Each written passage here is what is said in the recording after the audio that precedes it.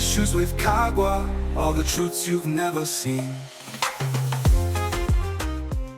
The video you see on your screen gets me worried. It's an indication that the legacies of John Pombe Magufuli is in the gutters, because the lady who actually put all the vehicles on that motorcade was sometime his deputy. Samia Suluhu Hassan is the current president of Tanzania, and her predecessor, who died during the COVID pandemic, did all he could to reverse a lot about Tanzania. He blocked a lot of wastages, he eradicated to a certain degree corruption, he tried corrupt officials, and he did all he could.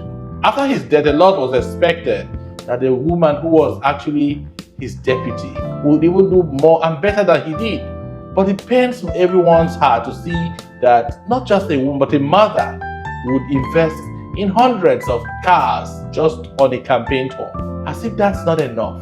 You see that little boy who is disabled and barely could get a prosthetic to get him back. I'm sure expenditures or cuts from the number of cars she has on her convoy would have been enough to provide prosthetic legs for this boy and other numerous needs that Tanzania is currently facing. And this is the problem with Africa. When I see international agencies raising funds for Africa, when I see pictures of African kids on the internet soliciting funds with these images, it breaks my heart, because for me, I believe it is unnecessary. It is unnecessary because if African leaders would have judiciously invested our resources on addressing socio-economic needs of the people, I think that we would be giving less stress to international development partners, and they would have been refocusing of needs and donations to other critical sectors and other countries as well. Why should a public officer be driving with a motorcade of over 100? I mean, what purpose is that serving? Taxpayers' monies, revenues are being invested on frivolities, on personal endeavors at the expense of the people. We do not expect this much from Tanzania, and it's even gross. And to think that a woman, a mother, would do this, a little boy without a leg would be in that campaign. It's an indication that Samia Suluhu Hassan has failed.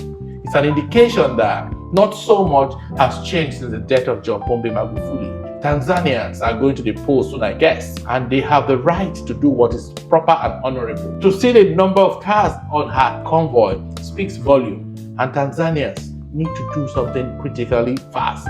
And Tanzanians need to quickly wake up and smell the coffee bean. It's not yet Uhuru.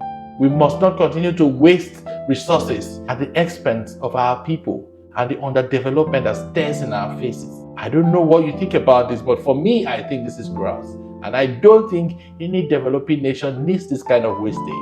It's an aberration that should be condemned, but the ballot should be the deciding factor here. Mothers, children, the youths must think deeply that the picture that I see of a poor little child who is limping on the crutches is a clear manifestation of how the president has failed. It shouldn't have been seen that a little boy who barely could walk because he's lost one of his legs is struggling to be at that campaign ground, and it shouldn't have been reflected anywhere there. It typifies what shouldn't have been for a mother who is seeking re-election where she has failed. And I don't know what you think about this, but I say, peace out.